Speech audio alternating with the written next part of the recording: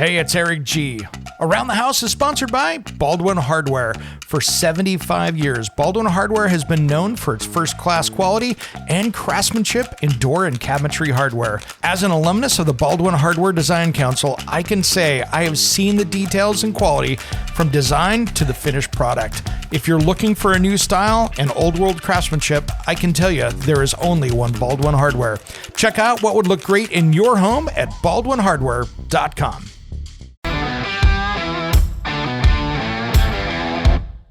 It's Around the House.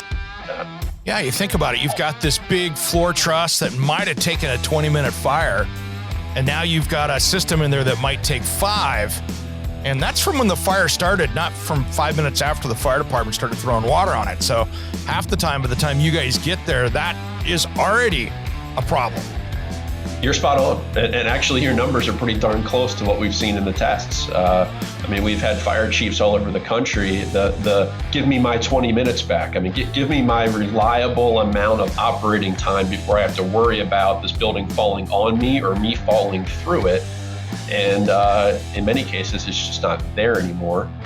And it's tough because nobody thinks a fire is going to happen to them. So when you don't think you're going to have a fire, these conversations don't come up. When it comes to remodeling and renovating your home, there is a lot to know, but we've got you covered. This is Around the House. Welcome to Around the House Show. This is where we talk everything about your home every single week. Thanks for joining us. Today, we've got a special guest in the studio. This is one I've been looking forward to. We got Steve Kerber, Vice President and Executive Director of UL's Fire Safety Research Institute. Welcome to Around the House, man. Oh, thanks for having me, Eric. It's going to be a lot of fun. There is so much to be learned about fire and fire safety. And I don't want to make this sound like some kind of a preaching thing, but man, it seems to be coming into fall and winter. It just seems to be interior house fire time between people with Christmas trees and space heaters and just goofy stuff. And it just seems to be so much that can be prevented. Yeah, you're spot on. The statistics show that as we get into November, December, January, the colder months, as well as with all the holidays, the opportunities, the ignition sources, all of that comes together. And we do see an increase in fires and fire fatalities during this time of year. Well, you guys, I love what you guys are doing for firefighters out there because, each department has their own stuff that they're doing, but it's great to see an organization that's really kind of diving into fire science and the causes and what causes a fire and what hurts firefighters as well. Yeah, our community relies on our firefighters as kind of our last line of defense. And in many ways, a lot of stuff has to go wrong for them to be needed. But when they are, lives are on the line, and we have dedicated, for me, it's been the last 20 years of my life doing research to make them safer and smarter as well, because they can't experience everything themselves. So if we can set up some experiments, we can help them understand the environment that they work in. They can be smarter, they can be more effective, and we all benefit from that. I don't know how many times I've seen, when I was a kid, I'm in my 50s now, but fire department roll up, maybe air packs weren't put on, they're running into the fire. There's not a lot of thought going into now. And now with the training and the safety for those guys, because so many firefighters have been getting lung issues and lots of different cancers from that kind of stuff. It's really had to rethink of how people firefight these days just because of some of that. Yeah, it's an incredibly complex profession. And I use that profession very broadly because of the million firefighters we have in the United States, 700,000 of them or thereabouts are volunteer. So these are folks that are leaving their lives, leaving what they're doing and serving their community for nothing in return. So yeah, we want to do everything we can to make sure that, that they're smart, they've got the training, they've got the resources. And I'm glad you brought up the cancer issue. The International Association of Research on Cancer just linked the actual act of firefighting as cancerous. So, Sure. I mean, it's just the nature of doing that job is led to a higher incidence of cancer. And in many ways, that's not fair. That's not what they're signing up for. So what can we do to limit their exposure? And the bottom line is that where we live and where we work is just full of plastics. It's full of synthetics. It's full of all kinds of chemicals that not only you breathe in, but also that transport through their skin. Yeah. So it's the danger is immense, both acute and chronic. Yeah. And one thing that I've had too, we had another firefighter on here a couple of years ago, and we had a discussion just about building science, about how truss roof systems and floor systems with those stamped metal plates can be such a danger to homeowners and firefighters when you get a fire in that cavity and all of a sudden these cool, cute little metal plates that are pushed in holding all this lumber together start to curl. And now you have kindling instead of something that was really bolted together. It's been a fun evolution.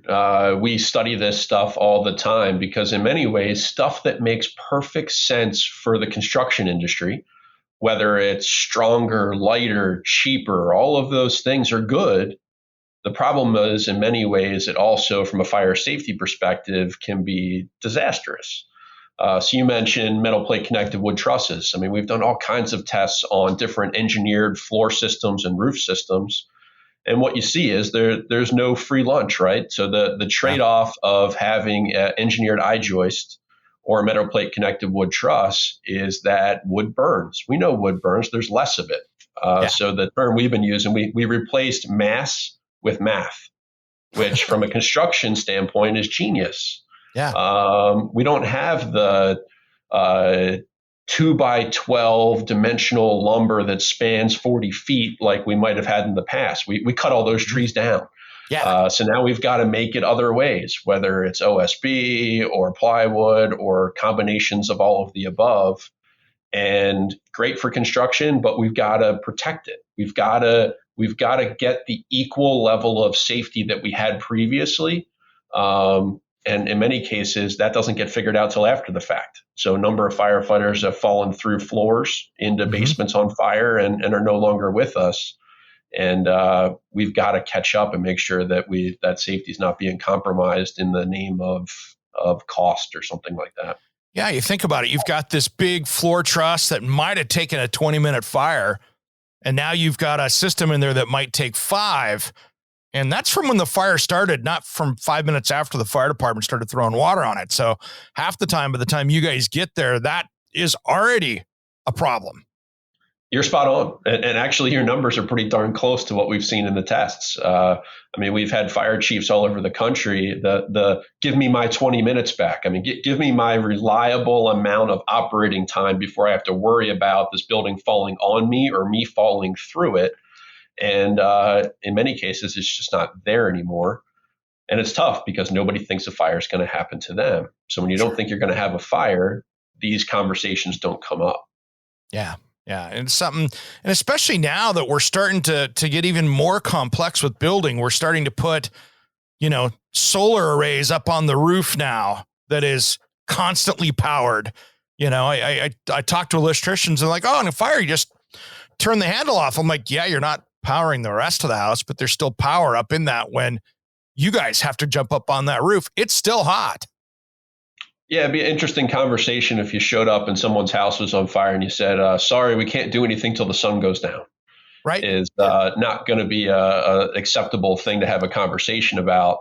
And then that energy's got to go somewhere, right? So that's going to energy storage systems, and that might be in the garage or in the basement, which poses new hazards. So yeah, the firefighter's workplace and even our homeowner's living place is constantly evolving. So we've got to understand these hazards. We got to understand the pluses with the minuses as we design these things and put them into our homes. We need to make sure that everybody understands what's going on. And yeah, nothing comes with no new risk. So we can accept that risk. I mean, I don't think anyone's going to push back against renewable energy and all of these great concepts for our environment. However, let's make them safe. Yeah, Steve, it's like in my garage. We were just talking about this before we hit the go button. I've got 20 batteries hanging up on my wall system back here that you can see at least, and there's probably a few more back over here. But that changes. You know, in a garage, it used to be, okay, it was the chemicals, it was the paints, it was maybe a propane tank. But now you've got batteries that can be their own mess, and chargers as well. You know, that major sin of a garage of walking away with that battery charger going for a weekend or a week when it should just be charged and turned off. That puts in a whole other risk for firefighters inside a garage, let alone the house. Yeah, firefighters and homeowners. I mean, we're introducing new ignition sources, and these batteries are critical to our lives now. I mean, we've got them for everything, and we need to count on the fact that they're not going to catch fire when we're not around or whatever the case is. I mean, as I look behind you as a fire protection engineer, immediately I see it's like, all right, we've got the batteries, and then they're in plastic, and the plastic's on wood. I mean, that is a perfect recipe, should there be a fire, to spread that fire. So it's one of those things. I mean, you're smart. You put them all on a power strip, and you turn that power strip off when you leave the room. I mean, what you're doing there is you're reducing your risk of overcharge of one of those batteries by making sure that it is not supplied to your house electricity all the time. We're also counting on that particular brand you have behind you of having good quality control, of having testing from a third-party listing organization. So you've got peace of mind that you don't have a poor quality cell in there that's going to go into thermal runaway just because of manufacturing defect or something like that. But ultimately, you don't have full control over that. So it's a little bit scary. Yeah. You know, the ones that I think to me in a house are the most scary are those little handheld phone rechargers, right? The Sure. little handheld, it could look like a little brick. It could be a little tube. Those things, and companies will buy them and give them away. And you know, it's at a fair or a home show or whatever, but usually those are the lowest quality ones that they got off the internet. And I can't tell you how many pieces of carpet that I've seen. How do I fix this question? And I'm like, man, you were in a fire. You just caught it in time. And that's it. And that's, I mean, we constantly talk about what is the state of the fire problem in the United States and things like that. And I mean, what this brings to mind is the only the stats that get tracked are when the fire department gets called. We have more fires every single day that homeowners, luckily, either the smoke alarm goes off earlier, they witness it, or whatever the case is, and you can dump a cup of water in it. Yeah. Well, the time between cup of water on carpet and solving the problem and fire next to a sofa and the house is burned to the ground could be a really thin line. So yeah. It's important. I mean, these new technologies are going to come with new fire problems, and yeah, we need people to just understand what's going on there. I mean, you're right. These tchotchkes that you get from conferences, they're not buying you the $50 battery bank. They're trying to give you the $5 one so they can put their brand on it, and hopefully you see that brand for the next 2 years of your life. But chances also are, could be the brand that burns the house down too. It very well could be. You're exactly right. I mean, that's why you want to follow all the best practices and hopefully buy a quality product, because yeah, your brand recognition might be linked to someone's worst day. Yeah. That's not good. Hey, I want to talk a little bit about fire dynamics and people inside the house before we get into some of these other discussions, but some things that homeowners can do, and I'm talking just leaving the bedroom door shut while you're sleeping, can be such a big difference. It's crazy. Between that and a battery and a smoke detector or carbon monoxide, some basic things can make a life difference for you in a house fire. Yes.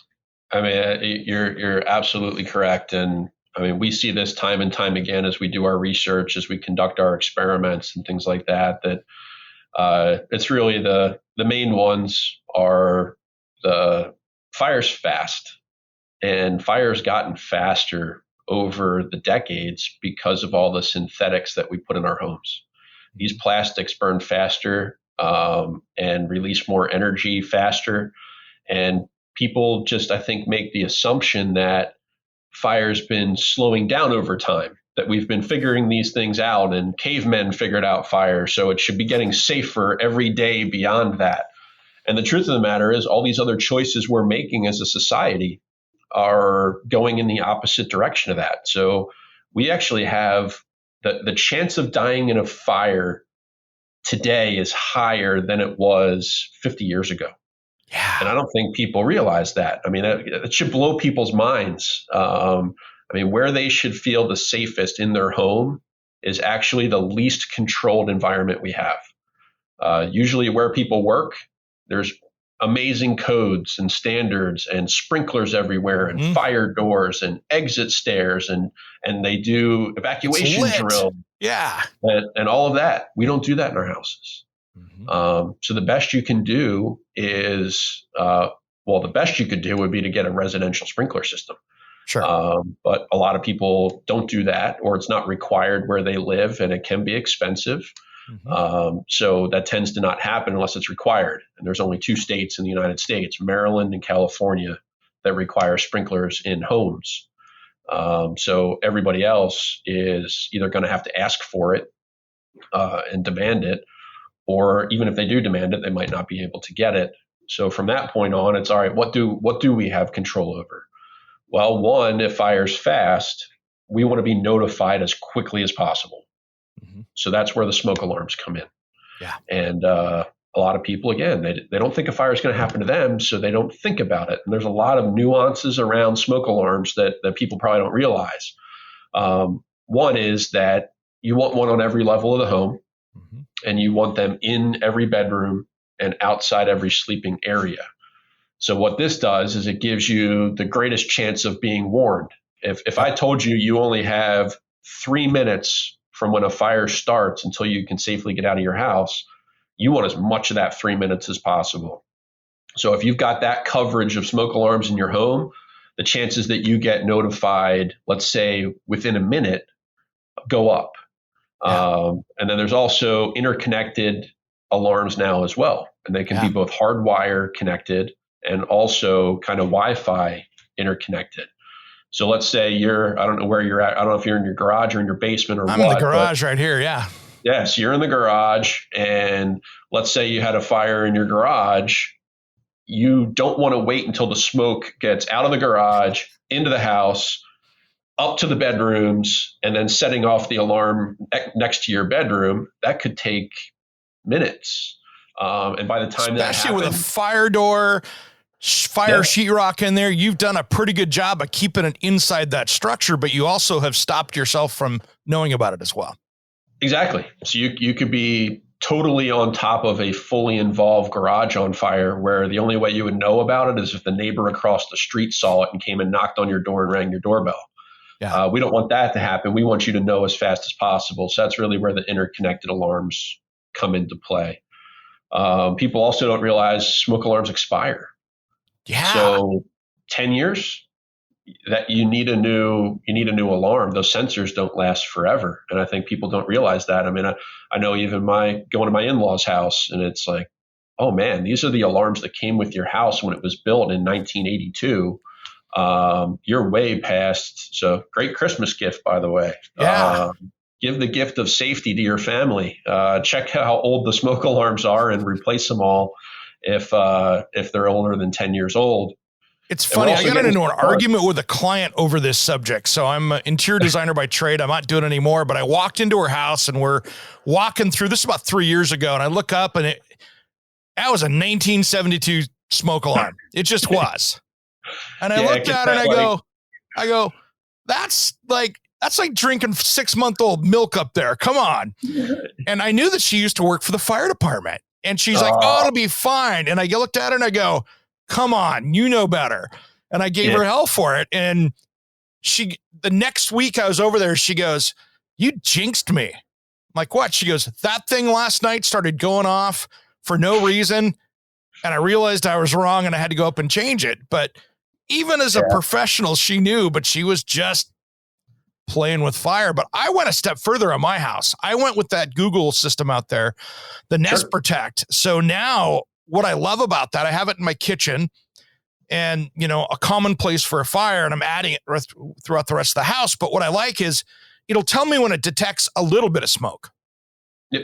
And it'll actually text my phone. So maybe the dogs are home and I'm out running around, and I can see if I was to ever have smoke showing up in the house. I'm going to know that there's smoke before the fire, and I might even have to be home for it, which I think is huge, especially if you're a parent with teenage kids at home. Those are all important things. And I know it's $100 for a smoke alarm, but $100 is pretty cheap when it comes down to it. Yeah, it's hard to put a value on the safety of your family. And I mean, I know there's people out there that don't have $100 to spend on a smoke alarm, but yeah, it's vital to have that early warning. I mean, I can't think of a more helpless feeling in the world than knowing that something's going wrong in my house and my kids are in the house. Right. And even if you're not there, I mean, even if they're teenagers, we know how that works. They're blasting their music or they're playing their video games or whatever. And I mean, you could have a fire next to them and they wouldn't even know it was going on because they're so into the game, and they're just headphones are on or whatever. Yeah. Yeah. They're in a different world. I mean, sometimes maybe figuratively or literally, depending on if they've got their VR headset on and everything else. And it's, I mean, all these crazy new things that we're evolving, we got to pay attention to the bread and butter safety aspects as well. You brought up the closed door. I mean, so here's the next component. We got the smoke alarms covered. Yep. The closed door doesn't cost a thing. Absolutely free, just a simple behavior. And we've done experiment after experiment. And what continues to stand out is the difference between surviving a fire and not surviving a fire could likely be a cheap hollow core door that is talk about another evolution. I mean, this as you've been designing homes and things like that. Mm-hmm. I mean, we used to have real doors. I mean, we used to have solid wood doors that were useful for many things, sound dampening and things like that. And they were beautiful. And now you'd probably pay a ton of money to get one of these things at some reclaim store or something like that. But they would hold up tremendously to whatever exposure you'd put on them. And then it was like, well, that costs too much. We don't have that wood. So then we started cheapening up. And now it's essentially a very couple really thin pieces of wood with cardboard in the middle. That doesn't like to burn. Yeah. You can even get them molded and everything else. And it's wood pulp and it's not even wood. Yep. But we've gotten really smart at making that look okay. Yeah. But what that means from a fire safety perspective is that, I mean, you want that barrier between you and where that fire could be or where that fire is, and it can cut off that source of smoke, that source of heat, and buy you very valuable time to figure out, how do I get out of this place? Yeah. Which brings us to the last really important piece, which is escape planning. If you think that you can wait until you actually have a fire and I'll figure it out on the fly, not a chance. I mean, we see it every single day. I mean, there was one day this year in the United States where people did not die in a home fire. One day. One day. We're most of the way through November. Exactly. And I think we're somewhere up to 2,000 people dying in their homes. Yeah. And these are all preventable. So that door, I've got in our master closet because we're second floor and it's just my wife and I. Kids are off to college and gone, but so it's just the two of us. But I've got one of those escape ladders that I can throw over the deck outside or out the window in the bedroom, because I've got a slider out the bedroom right out into the deck, and I could pop out that way if we had to. I don't have to worry about it. Yeah. Yeah, you thought about it. You're like, all right, well, if I get a fire anywhere in my house, chances are that by the time I wake up, realize what's going on, the wife and I start, what the heck is that noise? And you investigate and try and figure it out, that your exit out of the front door, the way you would want to go, is likely going to be cut off by smoke. Mm-hmm. So if it's going to be cut off by smoke, what's the plan B? Well, plan B is out the window. All right, well, I don't want to hang and drop out the window. So we're going to go ahead and get a ladder that we can go ahead and get out and get down. If you didn't have that ladder, plan C is door shut, get to the window, call 911 and start yelling. Hopefully the fire department gets there in time and that door lasts long enough with the heat, or a neighbor gets a ladder to you or whatever the case is. But I mean, our research has showed that you can take a living room fire from a small flaming ignition to the living room completely involved in fire in about 3 minutes. The average response time of the fire department in the United States is about 6 minutes. So you do the math. I mean, you need to be able to get yourself out. You need to be able to buy yourself time because it's on you for quite some time until the fire department's going to get there. And they're coming fast. They're doing the best they can. Depending on what kind of community you live in, it could be 4 minutes in a city. It could be 40 minutes in a rural area. So, I literally have a quarter mile away. I have a fire department right there, but who says they're not on another call when my call comes in? And now the next one is 2 miles that way. So now I just tripled my response time. Absolutely. And no control of you whatsoever. I mean, if you've got 2 departments that close, you're in a pretty well protected area. That's not common for most of the country. But you're absolutely right. They could be out helping Mrs. Smith with a heart attack, and they're not available when your house fire comes in. We don't plan these things. Yeah, it's random. It's random. Yeah, you're the other spot thing on. that I'm a big proponent of, and it saved my butt one time. So it's one of those things that I've always done is having nice, big fire extinguishers in certain places around the house. Sure. And, I've got 3 in the garage by every door, 1 by every door. I always like 1 in the kitchen, 1 in the master bedroom, just because if you need that as an option, you have an option right there. Yeah, these are tough. I mean, as someone like yourself that plans for this and knows how to use a fire extinguisher, it sounds like you might have had to deploy 1 or 2 in your life. I got a story for you there.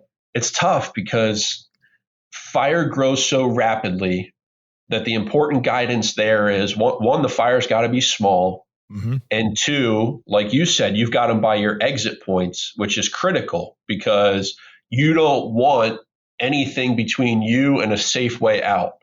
So in many ways, people need to realize either I'm getting this fire or I'm not, but I'm not going to get cut off from safely being able to get outside should it not go well. And that's why they're there for that. I didn't think of it as, okay, I'm going to go in and play hero here. Yeah. Mine was, okay, if I need this to get out because I'm in a bad situation, I'm going to wish I had it there. Well, at least I give myself one other option.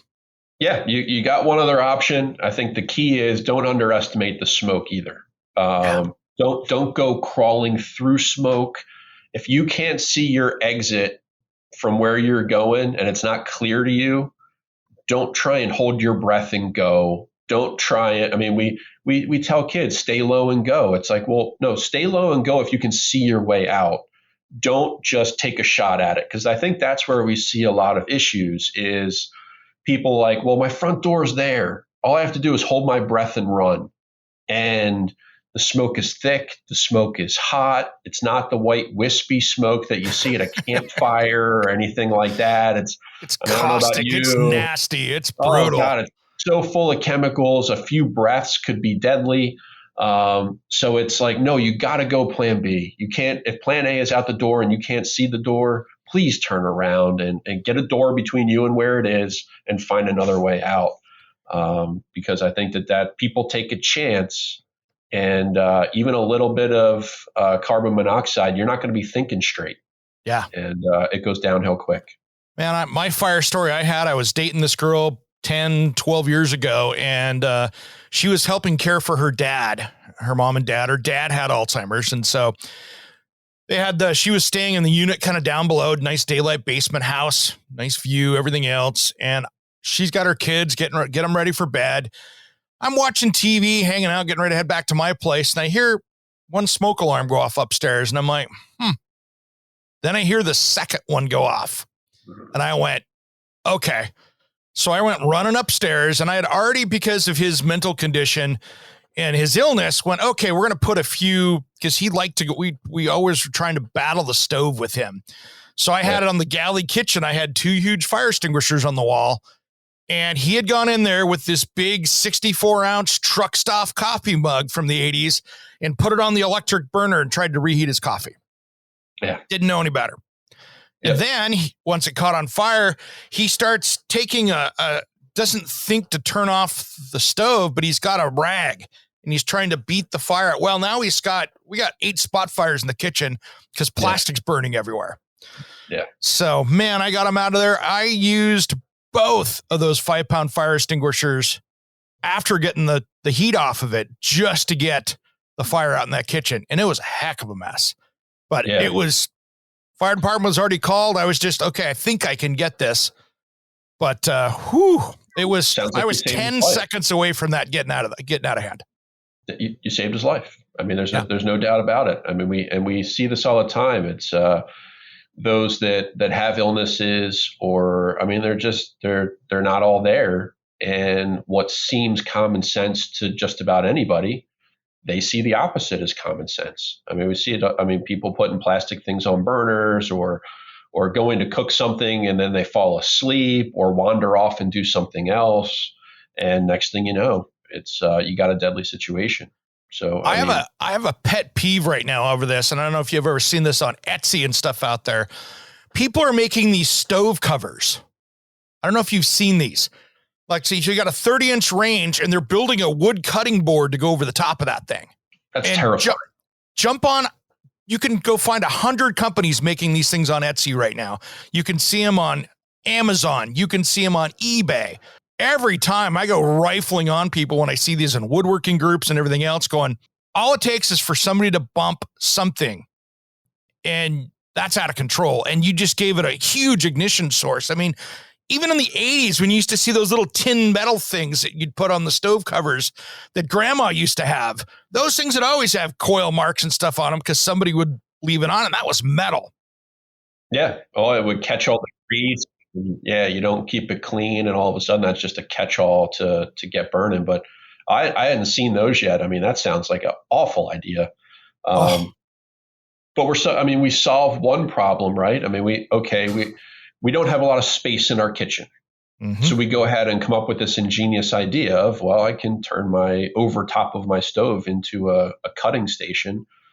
And people just don't think that, you know what? No, this could be a fire hazard because they don't think it's going to happen to them. It's not, they're not being malicious. They're just indifferent to the fact that could happen. And this is what we see every single day. Yeah. There's a new product. You know, I'm a speaker for the National Association of Home Builders on their technology front. And I don't know if you've seen it yet, but it's a new system out there called Ting Labs. And what that is, it plugs in the wall and it detects electrical fires. I've been working with those guys for about 4 years now. And man, I love that thing. Anything I can do to plug in my wall to help sense what could be an electrical issue in my house, man, that's peace of mind right there. Certainly peace of mind. But yeah, it takes that desire to know that could be an issue. But yeah, I mean, electrical fires remain a top cause of fires across the United States. And in many ways, you can't see most of the system, right? So to have that heads up that something's not right, especially with all the loads that we put on our power systems these days that maybe they're not designed for.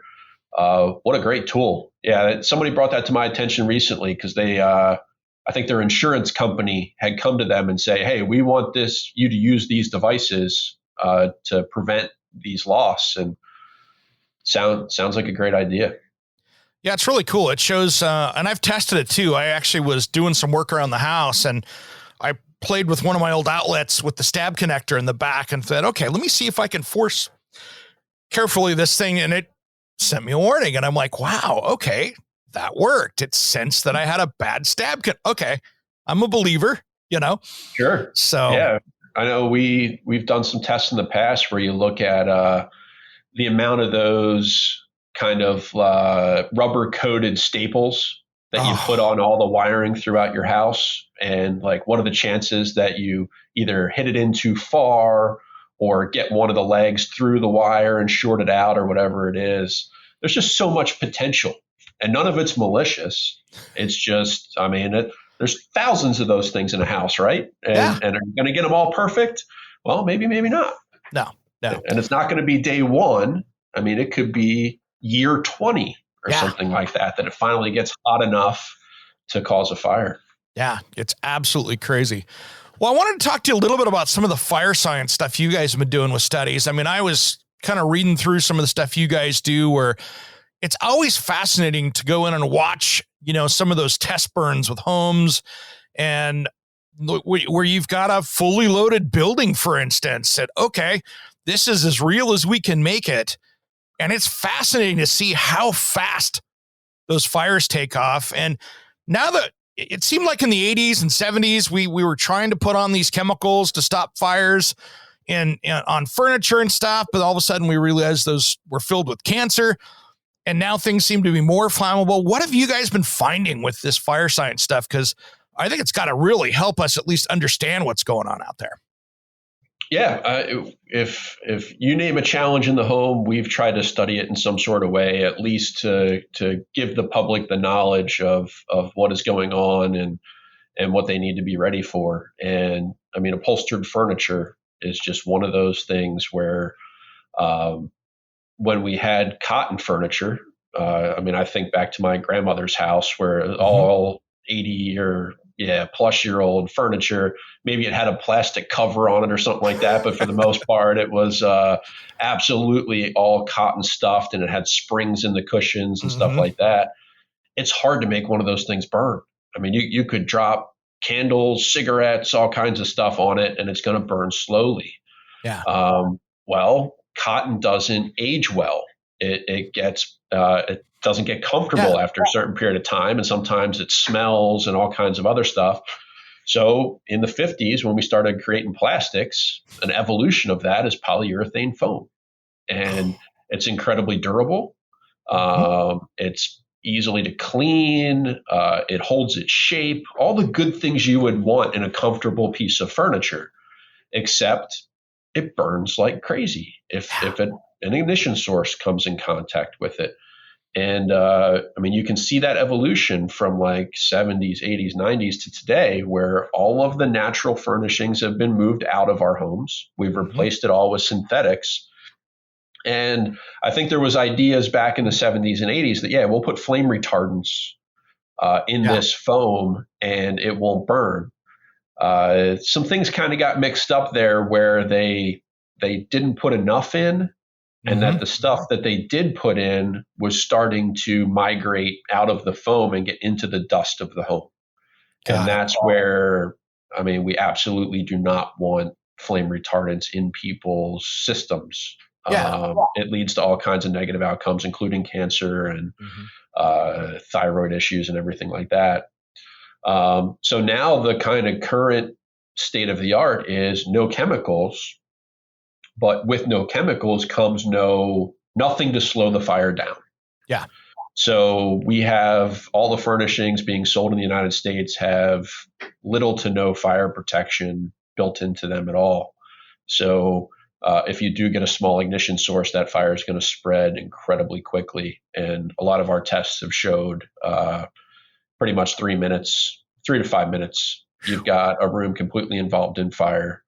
And then it starts spreading to everything else we were talking about, the lightweight construction, the open floor plans, all of these features that we want in our homes all really go against common fire safety practices and knowledge. The open floor plans, I would doubt you would build a house without an open floor plan these days, right?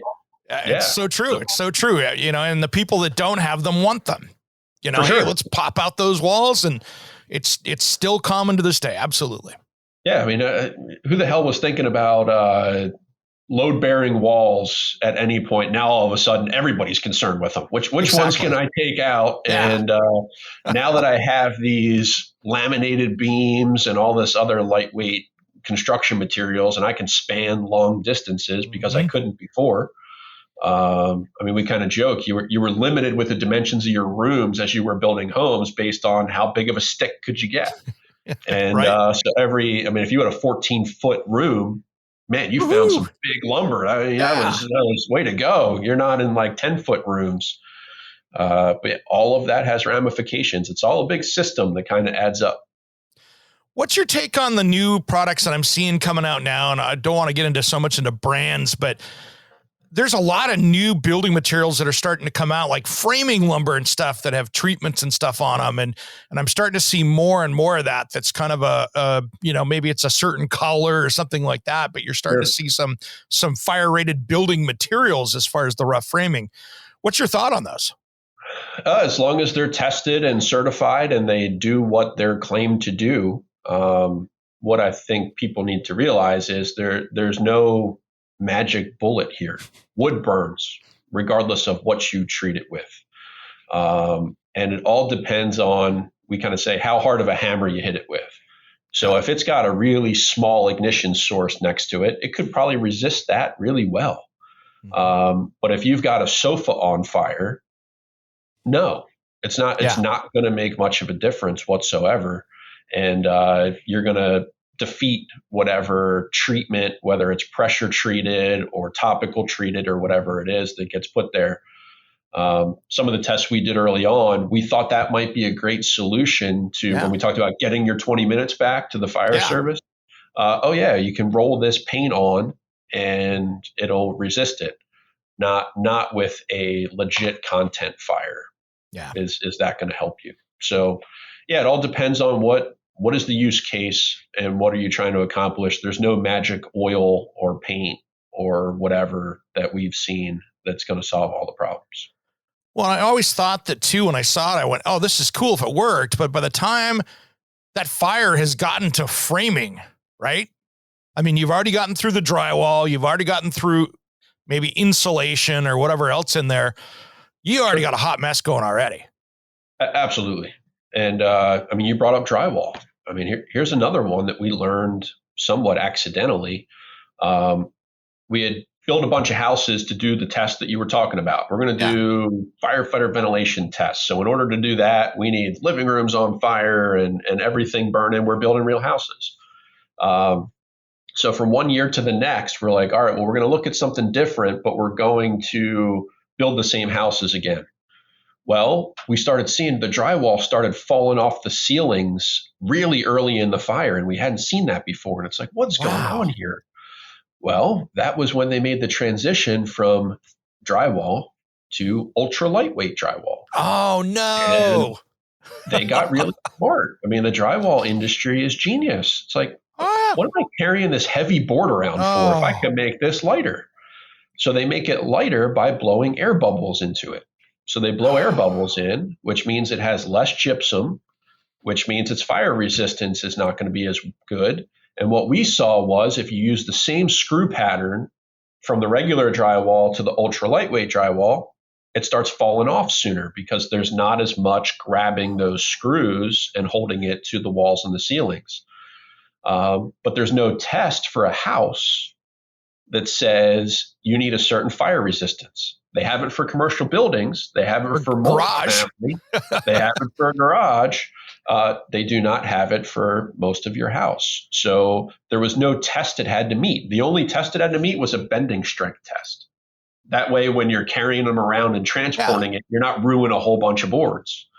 So these are things that happen over time that every little piece might not be noticed. But when you start adding a bunch of them up, we're not in a good spot right now. So every new house that I'm seeing out there, I mean, if I walk into any major brand home center, those stacks are always of the light drywall.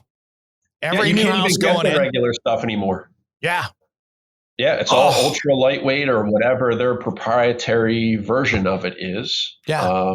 No, you would have to special order what you and I would consider regular drywall from 15 years ago or whatever the case is. Or you'd have to just go with the 5/8 fire rock rated stuff. And that which gets no you one's back into going it. to do. No, it's so heavy. Nobody likes to work with it. The electricians didn't set the boxes at the right depth. You chase the problems around, but it's expensive. Man, that would sure make me think about that. If I'm building a house right now, that I would go, maybe fire rated drywall is the way to go.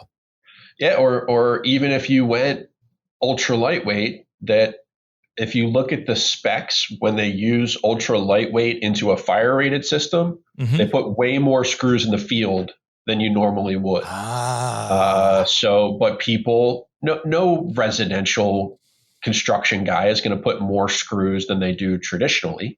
No, because it's not required. So, yeah, I mean, we're going to start seeing more fires that would have been maintained in a room are now going to get into the structure. Oh, that's disappointing. I want us to go in the other direction. It's just. I'm with you. Yes, we got to start working the other direction. But I guess we need to figure out how to balance all of these innovations with a fire safety mindset as well. And commonly, no one's being malicious. No one's sitting there saying, I want houses to burn to the ground. Yeah. It's just these kind of tangential issues that spur. It's like I'm out here on the West Coast, of course. So I'm out in outside fire country. I'm outside of Portland, Oregon. But it's something that in our, July, August, September for us is bad out here. And that opens a whole other can of worms, because I have neighborhoods here in newer construction where I can tell you that, me being a layman looking at this block going, all right, these houses are 6 feet apart from each other. They're going to try to contain this to the block, not to the house. You're so right. And yeah, I mean, you're in wildland, urban interface land, is what we like to call it, where the houses get built into the woods. It's beautiful. It makes sense, but we also need to then use practices that are not going to have the fire going from the trees to burning blocks down easily. And there's a lot of things that we're learning that you can do. A lot of it revolves around construction practices and getting things like vents and pathways from the outside to the inside that meet certain requirements. Sometimes those requirements don't exist yet. We're still running tests to try and figure these things out. An example is ridge vents. Yeah, that seems to be a huge problem. Yeah, it's not. We haven't figured that out yet. We're still working on that. But I mean, as we speak, I've got a team up in Philadelphia that's looking at separation distance, is looking at different siding materials and the difference that makes to structure fire spread. And then next week, they're going to be looking at windows, because that's another one where, I mean, double pane, triple pane, argon, no argon, tempered, not tempered. There's all kinds of options. If you're going to build your house in the middle of the woods, it might make sense to go with a particular set of windows to try and keep your house from burning down. And we're trying to figure out what that is. That way we can give that knowledge to people that might be conscious of, all right, I'm willing to build in the interface, but because I'm willing to do that, I'm going to take these extra steps, because it's not just their home. I think that's another thing that people need to realize. It's not their home. It's not their community. It's the firefighters that they're going to put in harm's way trying to protect where they live. And there's other people at stake here, and we've got to be smart across the board. I mean, my neighborhood here where I live in, it's very much a tree community. It's forest. I have, 15 trees that are over 300 years old that are, 200 feet tall here. And I don't get an ounce of daylight except for maybe a 6 square feet area. I have full tree cover over my house. And so I start to think that way too, for instance, going, okay, we've done such a great job of creating windows for hurricane areas. You're right. We should have something that's going to be more resistant for fire as well. Yeah. And what guidance do you get? I mean, there's all kinds of, I mean, sounds like somewhat of a special case. I mean, we try and get people to not have trees within like flammable shrubs within 5 feet. And then like 25, 50, 100 feet, we start looking at, all right, what's our defensible space here? It sounds like you could have a fire roll right over the top of your house and there is no defensible space. Yeah, there's not. And unfortunately in my tree area, it would take me 4 years of permitting to actually get it to be what would be smart. And they probably wouldn't allow me to do it anyway. No, absolutely. So then, all right, well, if we can't do that, then what are the next steps? Well, you want to have a fire rated roof. You don't want to have wood shake roof.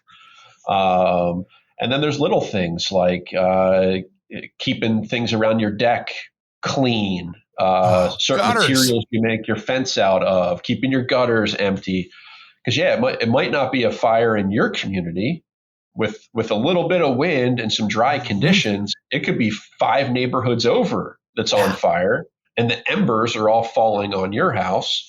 I mean, I'm sure you've seen it recently. I mean, you could be smoked out by a fire that's in a different state. Oh, yeah. We've gotten smoked out here from that. And when I grew up in Eastern Washington, I actually got knocked off the roof of my house by a PBY plane doing a water drop. So, yeah, I was taking a picture. I was up there setting a sprinkler because we had a wildfire coming, and I set my sprinkler up. I had a camera with me too, just to see if I could get some shots up there while I was up there. Plane came in. I'm like, oh, cool. And I took a couple pictures. Then I went, that water's still coming out. And man, it knocked me off into my yard. Just holy cow. That is, got lucky, but I did that sticky, nasty, soap-filled water or whatever they put in there for fire retardant. That was brutal. But yeah, I've seen the wildfire stuff, and it's scary. And I know people on the East Coast don't really get to see that as much as we do out here, but it's real for half the country. Well, I think they said, I forget what the stats are, something like 75% of the country is now considered part of the wildland urban interface. What we don't have on the East Coast is the topography and the same types of fuels you have. I mean, it doesn't get as dry. Yeah. But I mean, you live it all year round. I mean, there is no season anymore. I mean, it's just whatever the weather pattern happens to be. The Marshall Fire in Colorado a couple years ago, I mean, it wiped out 1,000 homes, and then it snowed the next day. Yeah. So it's a whole different environment, and just stuff we need to pay attention to, be smart about. There's a lot of resources out there that you could look at we're not calling it, we used to call it hardening your home from wildfire, but now apparently that terminology, people don't know what that means. They don't know, like they think they're trying to buy harder materials or something like that.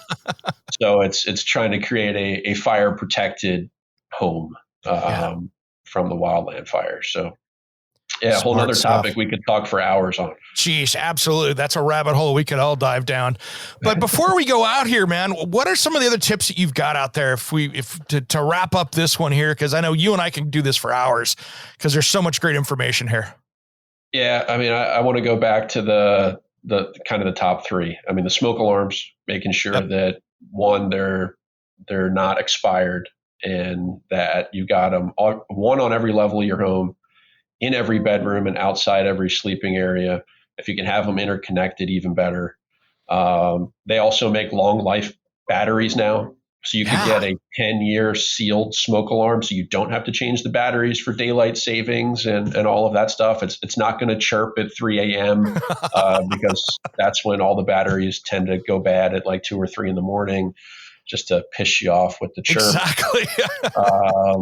And that's another thing that you don't have to worry about with your new system is you can see the battery life of that anytime you want. You don't have to wait till it gets to 2% at 3 in the morning. You can do it on your terms, which is exactly good. Then we've got the escape plans, and that's the A, B, and C. Escape plan A is out through your normal way to come in and out of your home. Typically it's the front door. Make sure everybody knows that. Make sure everybody practices that. Know not to go through the smoke.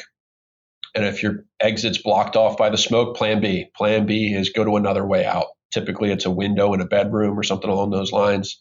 And if you can't get out, let's say you're on the 3rd, 4th, 5th floor of a building or something like that, your plan C, get behind the closed door, get as far from the fire as possible, get to a window, call for help, and wait to be rescued. So simple ABC. Yep. And then the closed door. Close before you doze, we say. Put that barrier between you and a fire before you go to sleep at night. And it could make a tremendous life and death difference if you have a fire in your home. So it doesn't cost a thing. We've seen tests where we got 1,000 degrees on one side of the door and 100 degrees on the other. And you want to be on that 100-degree side, not connected to that 1,000-degree side. And if you're out there remodeling, guys, take a look at those solid core doors. Might help you out in the long run. Absolutely. Absolutely. All right, Steve, thanks for coming on today, man. And we're going to do this again. Steve Kerber, UL Fire Safety Research Institute. Thanks. I appreciate it for taking the time today, man. This is great. And I hope we've changed some lives out there. I hope so too. People have this within their control if they think about it. And appreciate you getting these important messages out to your audience. It's an important one. And that's a wrap. And thanks for listening to Around the House. Let's be lovers. We're all over the radio. Take my hand, I know where to go. All over the radio with you. Hey, it's Eric G. from Around the House. Are you planning a decking or siding project this year?